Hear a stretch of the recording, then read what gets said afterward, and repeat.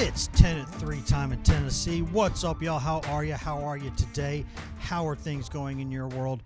Probably not great for a lot of people, at least in this part of the world today. Nonetheless, we are here, and it is 10 at 3 time. Wes Rucker here with Lord of the Streams, Tom Barclay, sitting here on a chilly Monday where I think the sun may have shined just a little bit. But yeah, it's still pretty chilly out there, but hope all y'all out there had a great happy Thanksgiving. I sure hope you did, and I really hope that you enjoyed specifically your Thanksgiving Thursday and specifically your Black Friday, because Black Saturday, not so fun.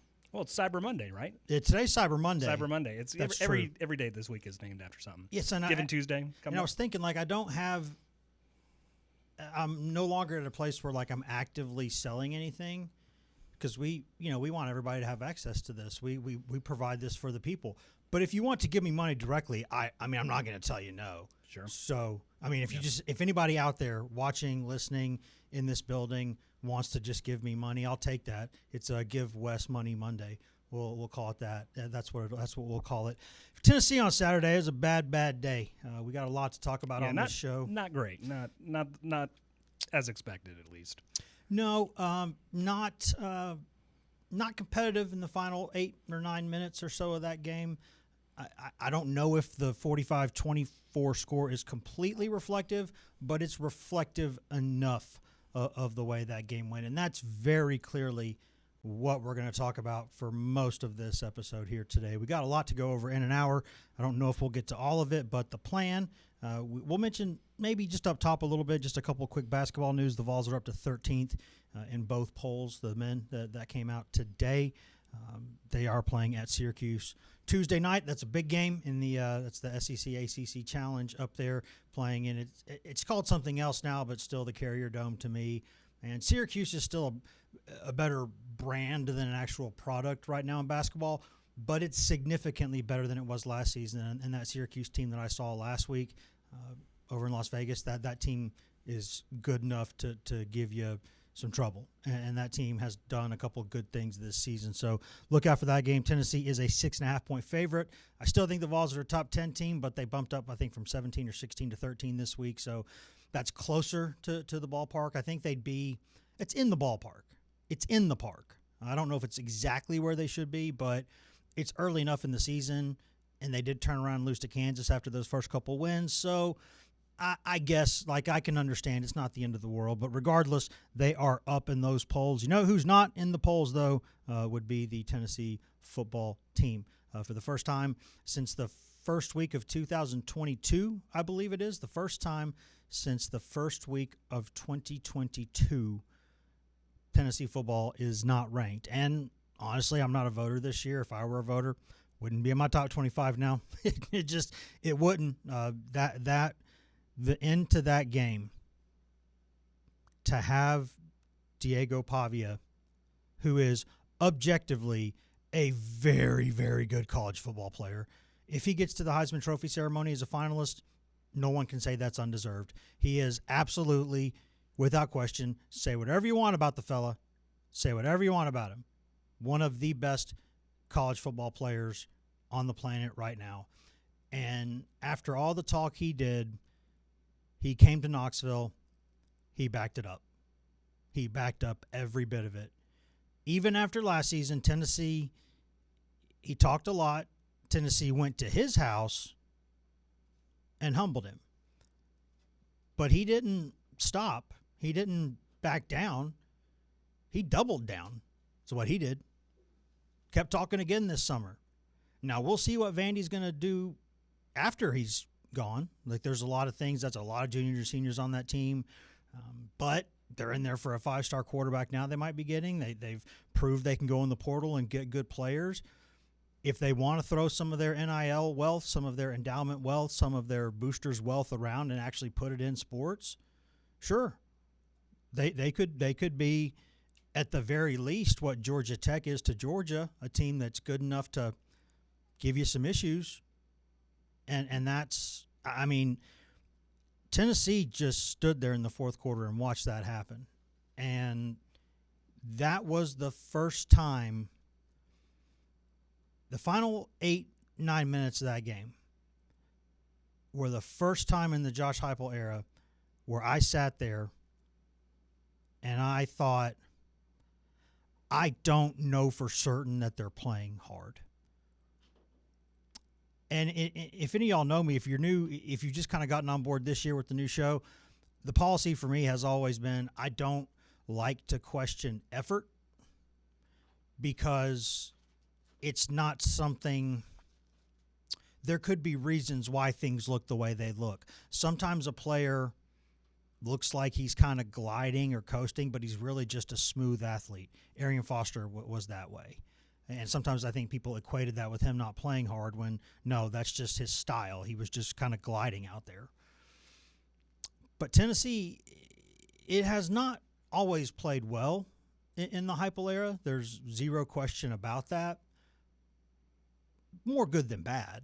But the play itself at times, early on he took over a mess. Hey, some of the games were problematic. That's to be expected. Until this season, he had done, for the most part, anything you could have asked him to do given the situation he walked into.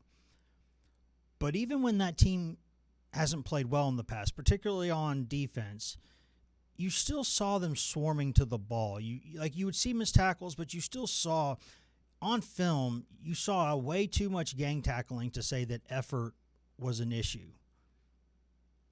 But in the final 8-9 minutes of that game, when Tennessee's offense, Mike Matthews drops the ball, it's just a walk-in touchdown.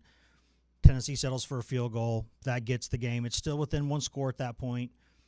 And then that's early in the fourth quarter. And then Vanderbilt turns around, gets another touchdown on a Pavia run, 24, 25 yards, whatever it was, with about 8:55 left, I think it was. And then the game, it was still a two-score game at that point, but it was over at that point. Tennessee had that feeling where we've seen this before. We've seen it at Tennessee early on in Heupel's tenure. When an offense feels like it has to score a touchdown every time it touches the ball, that creates problems for the offense. Like you don't get to 40 and 50 points by thinking we've got to go score 40 and 45 points. That's the plan going into the game, but you don't think about that during the game. You think about managing the game. You think about getting the most you can out of every drive, but also, there might be a throw you don't make when you're up by 2 scores, right? There might be places on the field where you do certain things, decisions you make that are different when you're in either a close game or you're behind or you're ahead, right? But when you feel like your defense will not get a stop and you have to score 7 points every possession just to have a chance, what that does to you, you make mistakes. And so most of this talk today is going to be about Tennessee's defense because it needs to be.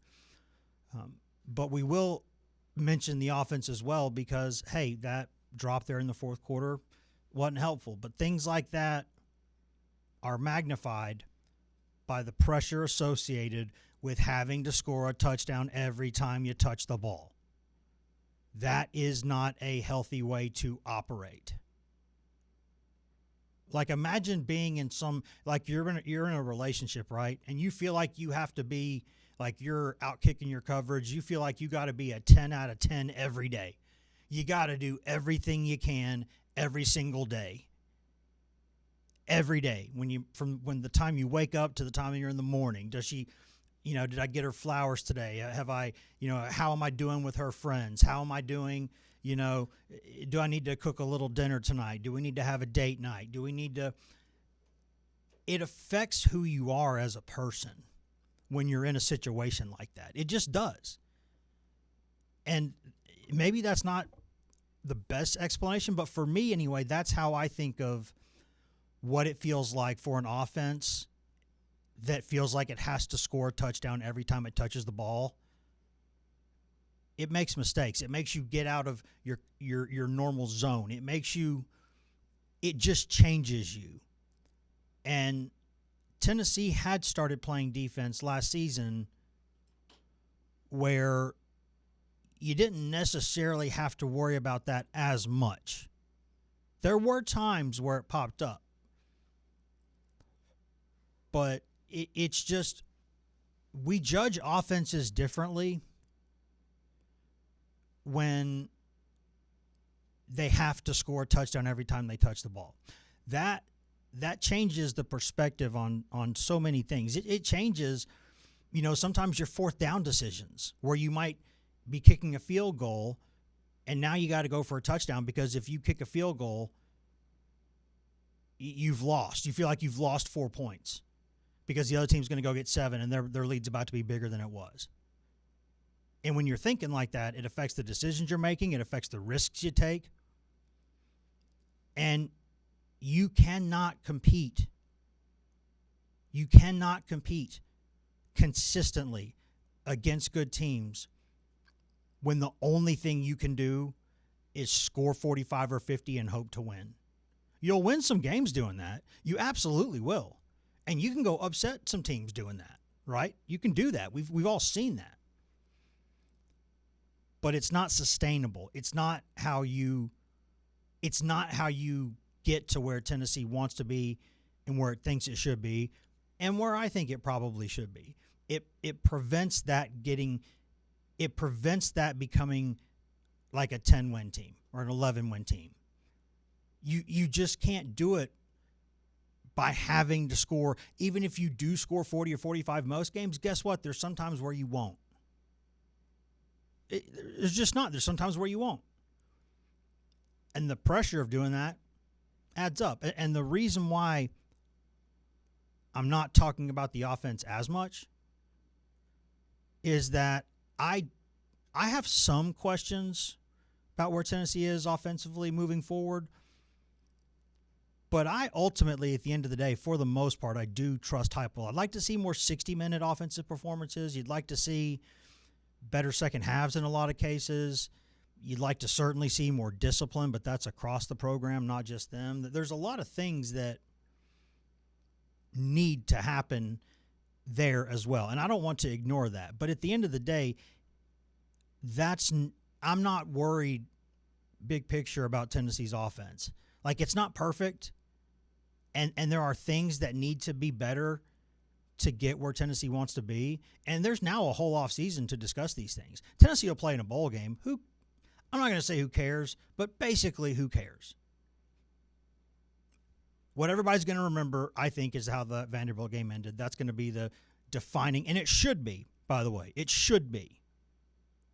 It should be the first thing everybody there thinks about when they go to work every day in the offseason. To let Vanderbilt, even a good Vanderbilt team, come in there and embarrass you in a place named for the man who was hired to beat Vanderbilt and did beat Vanderbilt, and then Tennessee pretty much stopped losing to Vanderbilt ever, by the way. Yeah, that ought to bother you. You're a coach, you're a player, you're a staffer, you're a support staffer, you're a strength coach, you're a dietitian, you're on the custodial staff, changing light bulbs, putting in trash bags every day. Yeah, that ought to bother you. That ought to bother you. And the biggest thing, though, we can all see it.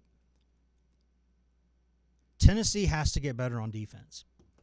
I mean, that's, and we've said all year long, I've said this, and I'll still stand on it. I'm not running from it.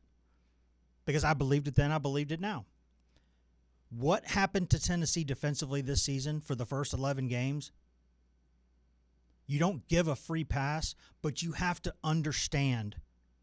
You have to understand what happens when you go into a season thinking you're going to have 2 first-round picks at cornerback, one of the most important places on the field in this era, and neither one of them plays more than 1 quarter in the entire season. Not 1 quarter of the season, 1 quarter of 1 game in the season. And then Gibson gets hurt. And McCoy was not able to get back the whole year. Tried hard, just couldn't do it. The ACL, hey, he's got a big future. I wouldn't play either until they're sure about that thing. That's a first-round draft pick. I would, if you're my kid, that's what I'd say. Hey, man, like, you do what you want to do. You're an adult, but let's make sure that thing's good before you go back out there. That knee's worth a lot of money. So that's not, I don't blame the players for that necessarily. I'm not a doctor, but the staff says they tried to go and couldn't go. I buy that. Unless something else comes up, I buy that. And then on top of that, two of your best defensive linemen are hurt for significant stretches of the season, which again, it's football. It happens. Doesn't help. Then your best defensive player probably, in my opinion, when they're all healthy, maybe even better than McCoy, as a college football player, Arion Carter, I think is phenomenal. I think he's a fantastic linebacker. He gets turf toe in your biggest stretch of the season, and he tries to play on one leg for a while, but he's not looking good. And then he's got to shut down for a couple of weeks, and he comes back, and he's not quite what he was. You put all of that together, and then the Boo Carter situation, which even if Tennessee had some issues there, and it did, it took a risk, and it didn't work.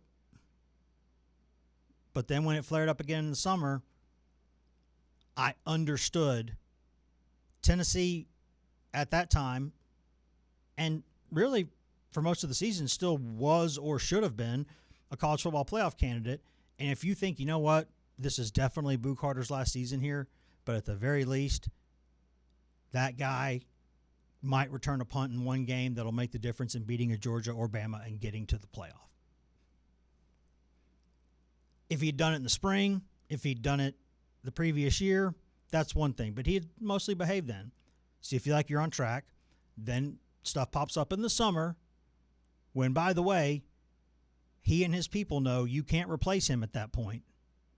So if you want to talk about a business play, hey, cold, but not dumb. At least in the short term. In the long term, it's probably an issue. The people aren't going to want to spend NIL or NFL money on you. But in the short term for business, hey, I'm not going to sit here and say I don't understand that. Hey, that's business, right? We live in a business era. Ask Lane Kiffin. Ask anybody. But you put all of that together on defense, I understood why things were they were until that finale, and especially the second half of that finale. You can't get – Pavia is an excellent football player, a truly excellent college football player. And Vanderbilt's offense has been statistically efficiently maybe the most efficient offense in college football this season, which is weird because Pavia's thrown some picks and had some fumbles. But when he's not doing that, they're consistently moving the ball, especially in the second half of games, putting points and yards on the board and doing it efficiently. And the way they just spread the field and went where the numbers told them to go, and just consistently, I cannot remember the last time that I saw a quarterback who wasn't named like Michael Vick or somebody like that in that much open space. Now, early in the game, he made a couple mistakes, throwing the ball where he shouldn't have, and got paid for it, got a couple picks on nice plays. But it seemed like there was that play in the first half where he just kind of, Tennessee's in a big moment. They got some momentum. Vanderbilt's maybe going to have to punt. And he kind of breaks out of the pocket and gets like a 20-yard gain to kind of keep them going. And it seemed like things maybe started clicking for him a little bit more then. And from that point on, Tennessee couldn't consistently get anywhere near him. When you watch that film, it is the only way I can describe it is I can't remember the last time it felt like a quarterback was so close and so far away at the same time. Because there were bodies around him. They weren't getting hands on him. He was slithering away all day, and it felt like there was like a little force field or bubble around him. Like a foot in any direction. Maybe not too, maybe 18 inches to 12 inches, somewhere in there. There was a bubble around him. And Tennessee couldn't get in there. And it happened with Alexander, too, when they handed him the ball. They knew what to do. They countered. They went against the grain. They got the game in space. And Tennessee's angles and fits and gap discipline were horrible. Horrible. Listen, if somebody faster than you runs by you or somebody stronger than you runs over you, hey, that's those are what Derek Dooley used to call battles that you lose at conception. That is what it is. If somebody's bigger than you, faster than you, jumps over you, runs through you, hey, that's life. But that's not what that game looked like. It looked like a team that was executing. Vanderbilt's not exotic. I mean, a couple little trick plays early on, but they do a lot of the stuff they do. They just execute it. And they give Pavia options on every play for the most part. You've seen it. I mean, a lot of people do it. He can hand it to the back. You know, you keep your eyes looking up, right? And you extend your arm out. You can give the ball to the back. You can keep it yourself. Or you can see somebody going open, pull the ball back, and throw it. You have 3 options at least on every play. And if you count all the receivers running routes, you really have about 5 options on a play, 5, 6. And after those early mistakes, Pavia just kept making the right decisions. And Tennessee could not get anywhere near them. Vandy was playing with its food.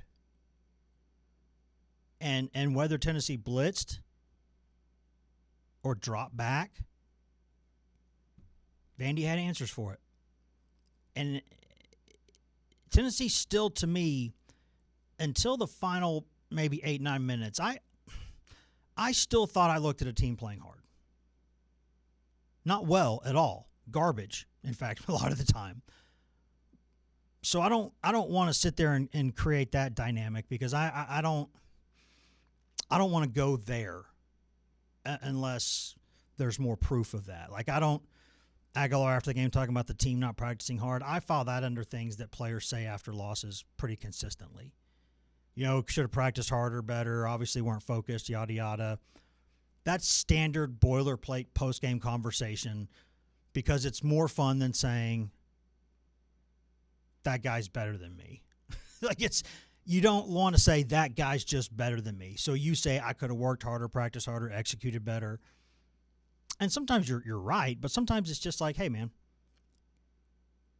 the other team is as good or better than you and played better than you. And so I'll need more evidence before going there. Like, I think in terms of management of the program, the Nico stuff, the Boo Carter stuff, there's decision-making and things there that I think the most polite way to say it is that Tennessee took a chance, didn't work, and that hopefully they learn from it because they'll need to. Because everybody's going to make mistakes like that in this era. It's just you have to learn from them. You can't make them time and time again. You can't let that happen. You can't be held hostage. You just can't. You have to make decisions, move with them, enforce them. You don't treat everybody the same, but you treat everybody fairly, and you think about the big picture all the time. And the big picture in some cases might be a season. Big picture in some cases might be overall demeanor of a program, overall behavior of a program, ethics of a program. But I think some of this stuff on defense I could understand until that happened. For that to be the way a season ends, for Tennessee, you can't be nice about this. Kindness, there's a difference in being kind and being nice, right? You hear that all the time, or you should anyway, because it's a rule of life. Nice is somebody just smiling at you and being pleasant. Kindness is somebody telling you the truth. The truth is kindness. And so I don't think this is being unkind. They cannot play defense like this again next season. Because let's just assume for now, just for the sake of this argument, not for the big picture, because you can never assume anything in college sports. But let's assume for this argument that Josh Heupel's coming back to Tennessee, all that, yada, yada. Let's just assume that. Who knows? Listen, it's a wacky year.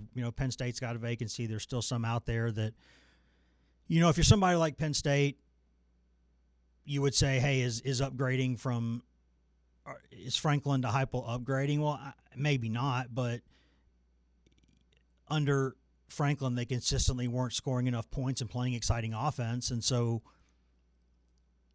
I could see an argument where Heupel's exciting offense combined with what's usually a pretty stout Penn State defense could win something.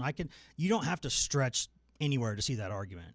Now, if I were talking to Heupel or anybody else, I would say, listen, James Franklin was a couple of breaks away from playing for a national title last season, and the next season he's gone.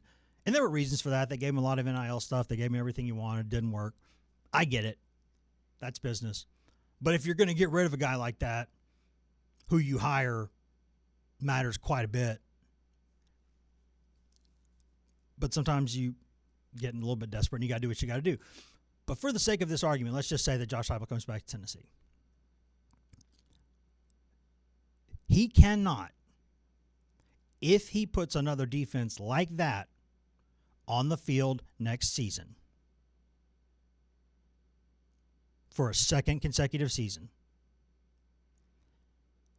it will be very, very, very uncomfortable for him here.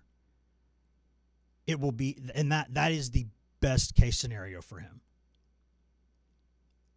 And I say that as someone who's covered this program now for more than enough time to understand that. Been around the area. I get it. And if they allow this many points and this many yards next season, they better have an offense that was as good or better than Hendon Hooker's, or they're going to have problems. And so then the question becomes, what do? You have to do something. Now, sometimes mostly doing nothing is still doing something, because that something is the decision you've made to do nothing. Because you believe in your people, you believe in your process. You think you had a tough year with breaks. Things didn't go the way you wanted. There were legitimately some bad breaks in there. Because I guarantee you, as good as Colton Hood is, and as good as Redmond was at times late in the season, as good as he's going to be, they're both going to be pros. But if you're spending a season rolling Gibson and McCoy at corner and Colton Hood at nickel, you're not going to be giving up this many points and yards. You're just not. So if you want to sit there and make that argument, you know what? I want to keep Tim Banks. I want to keep my staff, because this is a big season for me next year, and I don't want to run the risk of bringing in somebody new, trying to cobble the roster together with some guys who might want to leave if Banks goes or staffers go, putting in a new system, getting them to understand it, and then implementing that to the field.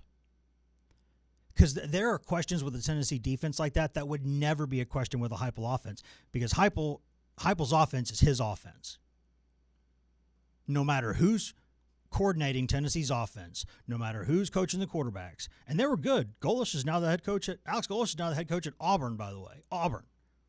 Joey Halsey, going to be a head coach one day. Good football coaches. I mean, Halsey's a candidate for the Broyles this season.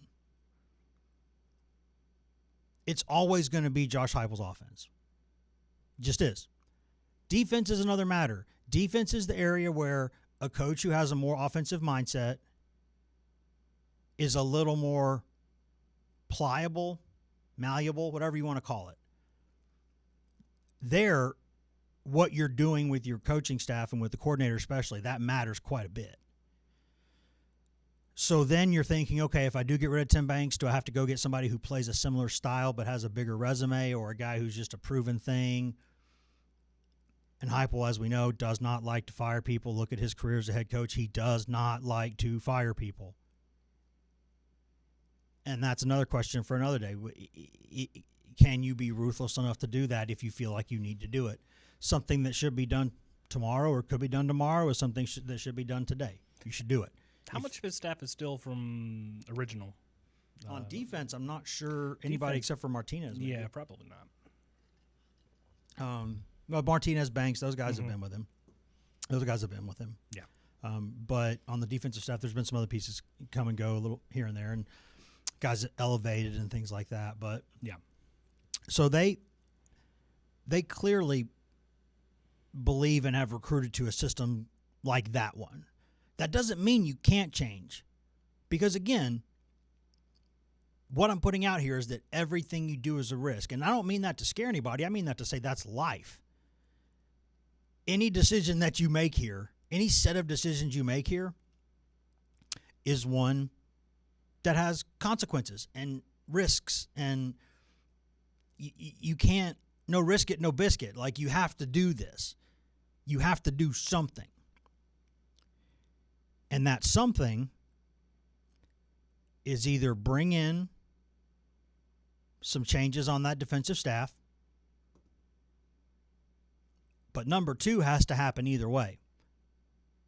Number two is you need more and you need better players.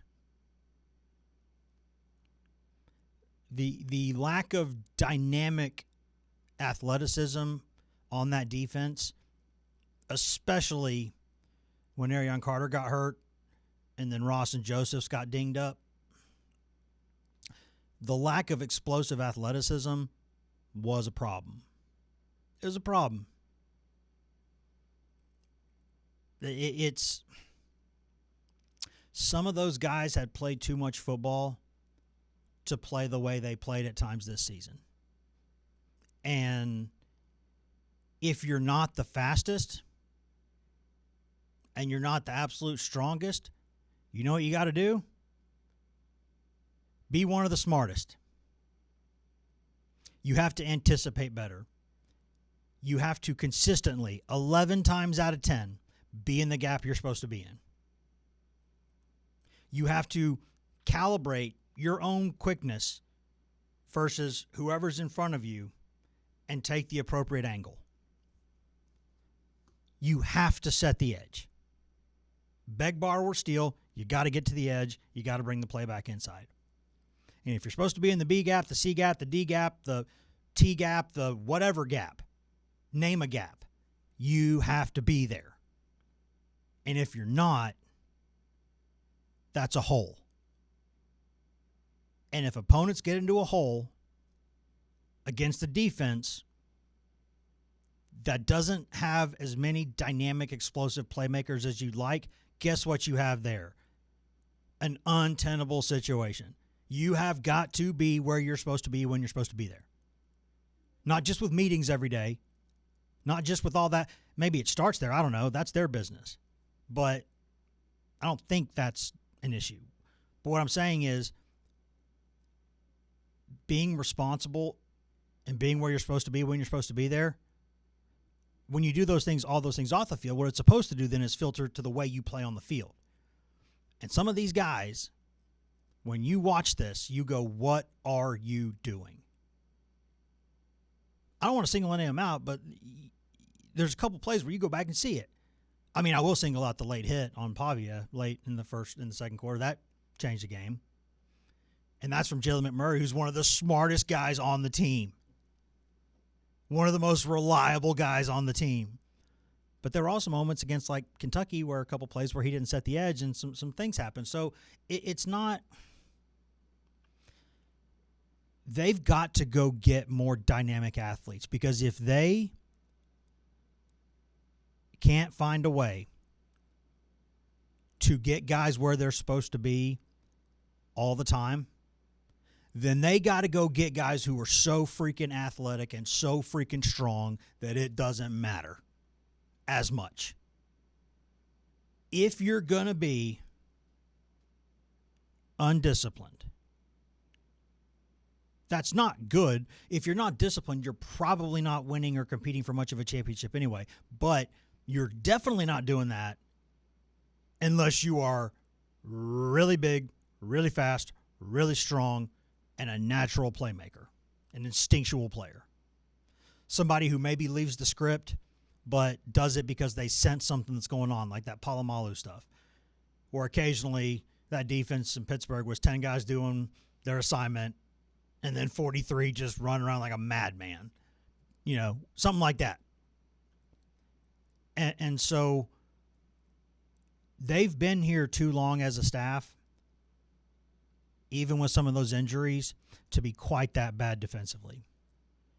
And if they can't see the governor, the restrictor, the lower ceiling that puts on their program, then Tennessee's in trouble in terms of being where it wants to be. You don't want to overreact. No one wants to overreact. There's enough people out there in the world who do that. We're not going to do that. Not here. We're not going to do that. We're not a hot take machine. We might put out vertical videos like everybody else does, and we might say some fun things here and there. We're not saying serious things or acting like we're saying serious things just to say them. We actually mean what we say, and if we're joking, we're joking. If we're serious, you'll know it. We're serious here. This is serious. At least this one topic is. Other things, I mean, we'll go back to making jokes about whatever. I mean, but in this context here, not want to overreact. But if they can't see some of the consistent issues preventing them from being where they need to be, then Tennessee's in trouble in terms of being where it wants to be. It is some of the same stuff, some of the discipline stuff on defense, some of the discipline stuff on offense, the penalties. They're because of the way they play, there are a few things that come with that. You play as fast as Tennessee, for the most part, wants to play.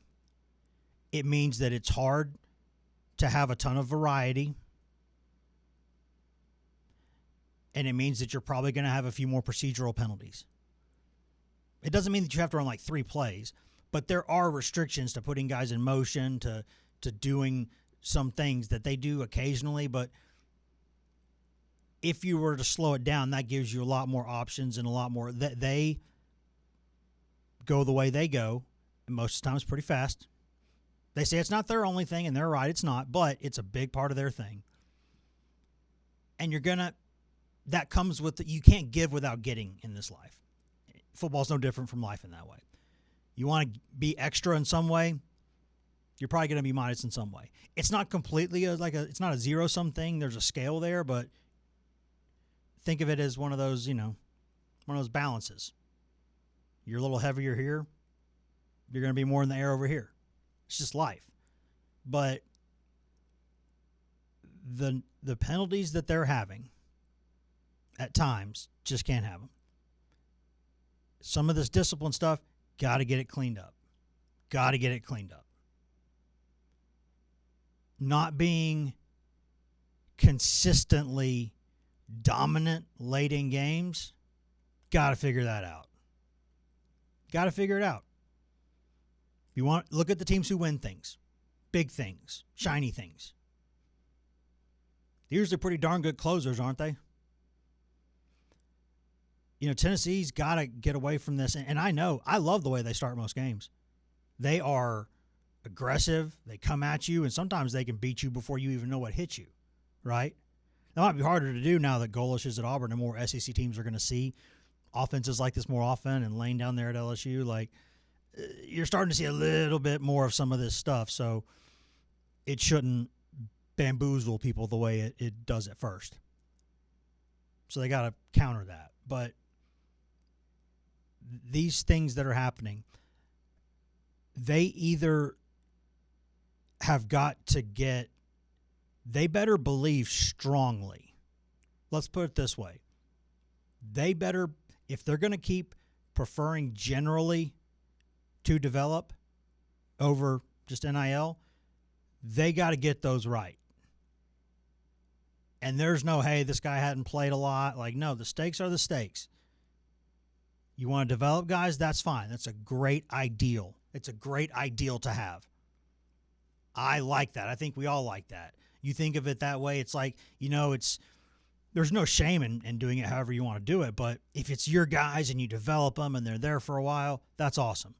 Everybody feels more involved in that process. Fans naturally believe more in that process, or they believe more in guys who come from that process because they feel like they're your own. Even if they come from California or they went to high school in Texas, Maine, one of the Dakotas, wherever, Florida, wherever. You get them for 4 or 5 years, you develop them, they're your guys, right? Like, do people remember Peyton Manning that he's from New Orleans or that he played at Tennessee? A lot of people around think of he came from Tennessee. That's what a lot of people think of. That's true for a lot of former Tennessee players, right? So that's fine. But you better be right about what you're developing, because if that's where you're spending a lot of your NIL resources, they better be ready to go. Your NIL resources have got to be shifted toward the players who are producing the most right now. Right now.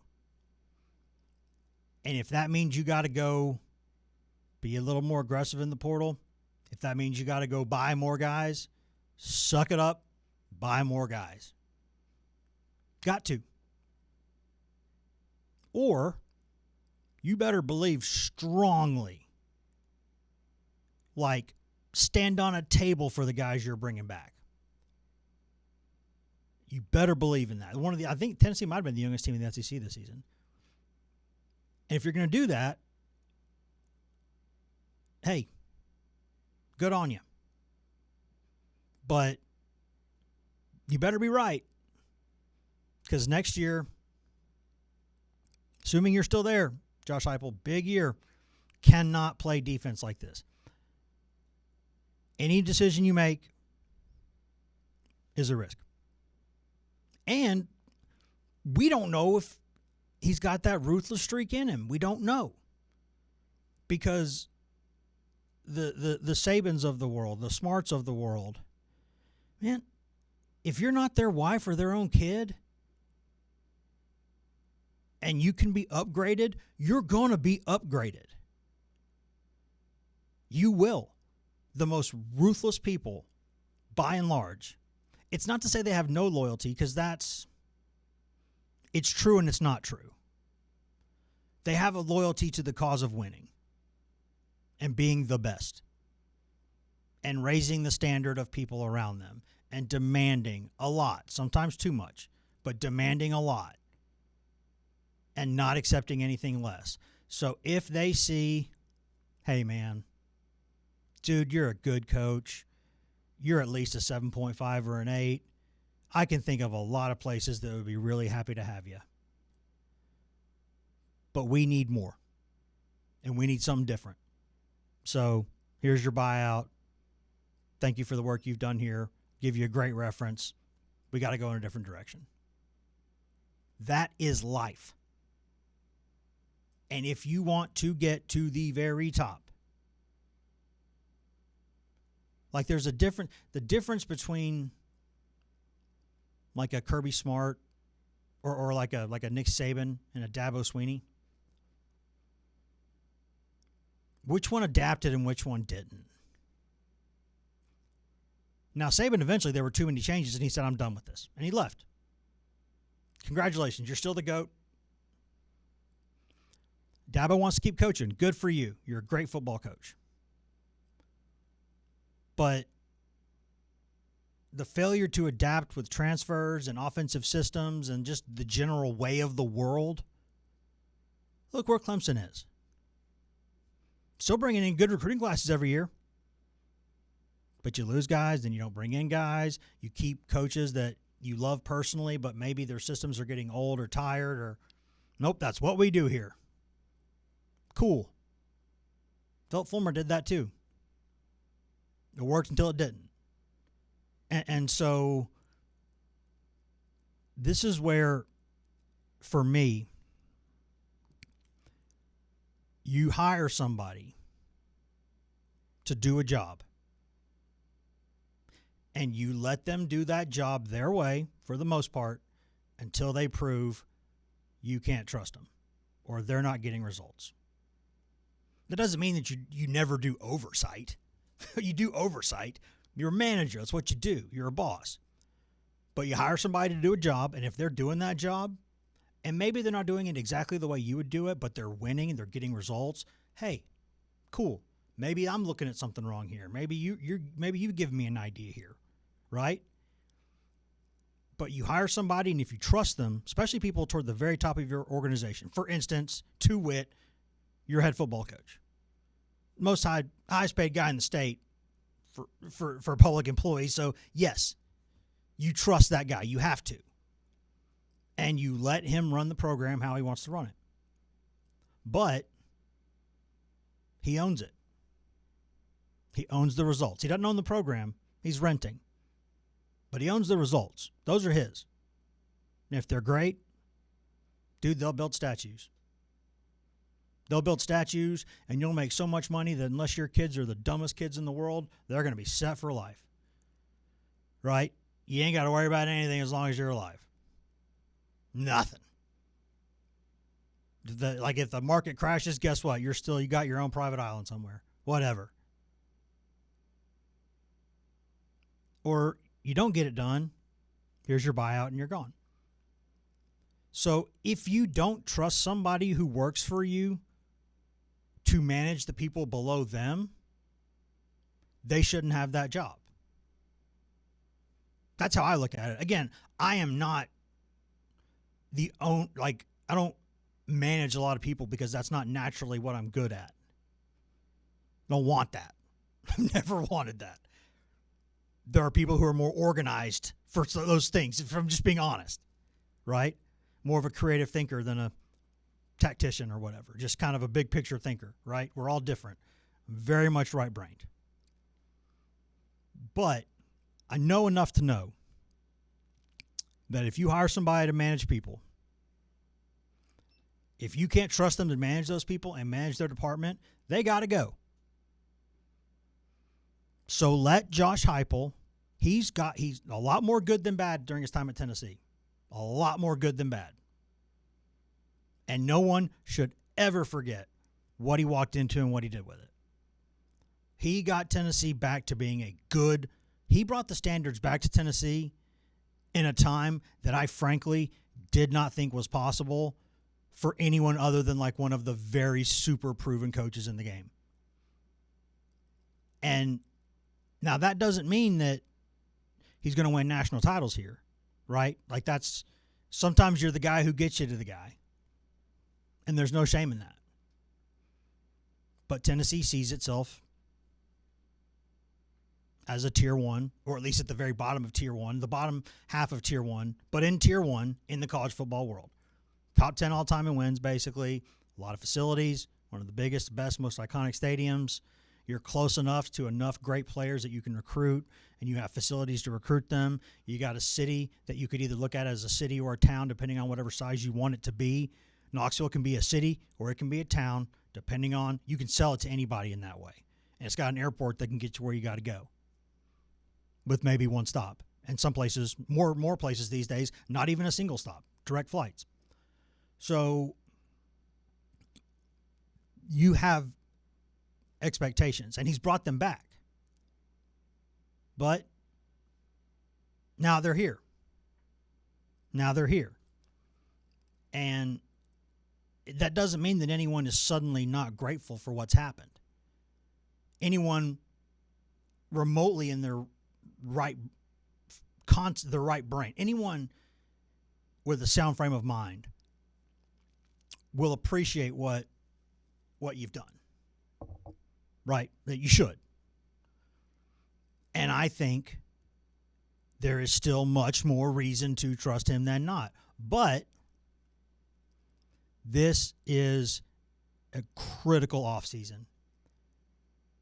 He has got to put a better defense on the field next season. Got to. Because we're not even talking about, unless Aguilar wins that lawsuit and comes back, we got a new quarterback too. Now, they're talented kids, for sure. But, I mean, you're breaking in a new quarterback. Even more imperative to be good on defense. Imagine if Joey Aguilar hadn't done some of the things he did this season, and neither had Brazel, neither had Braylon Staley, neither had Deshaun Bishop. and you had that defense out there. Are you even going to a bowl game? I don't know. It's that close. I don't know. But they've been recruiting well. Now they need to fortify it. They need to keep the guys they want to keep. And they're not going to keep all the guys they want to keep because nobody keeps all the guys they want to keep. That's not how this works anymore. You are going to lose players you don't want to lose. So is everybody else. You just got to replace them. You have to look at what resources you have available. You got to allocate them, not just to the future, because in this world, the future is now. These players can go anywhere they want any year. You have to be good now.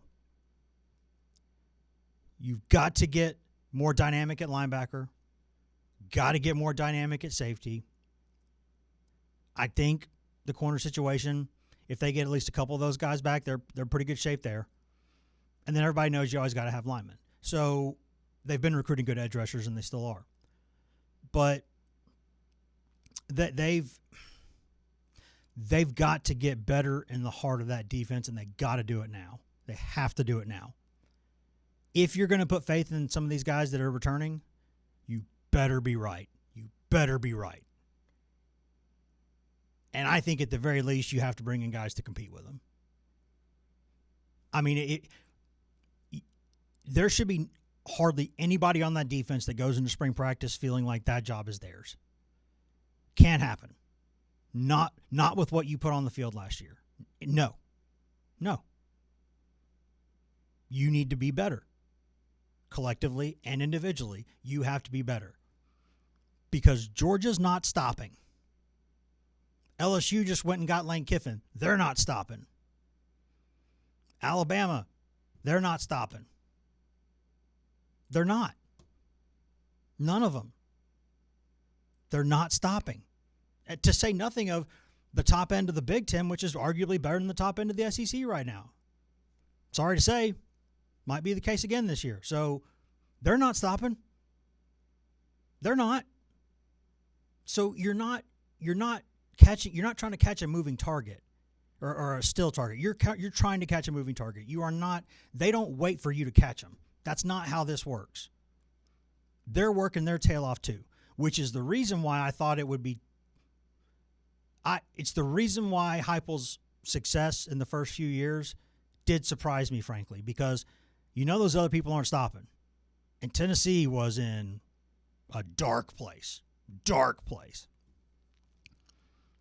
And he did really well. But now it's what's next. That is the world. Mark Stoops is the best coach in the history of Kentucky football, probably. But things got to a point the past few years where he had to go. That's the world in which we live now. And in that world, Tennessee needs to play better defense than this. I don't give free passes. I understood everything the first 11 games for the most part.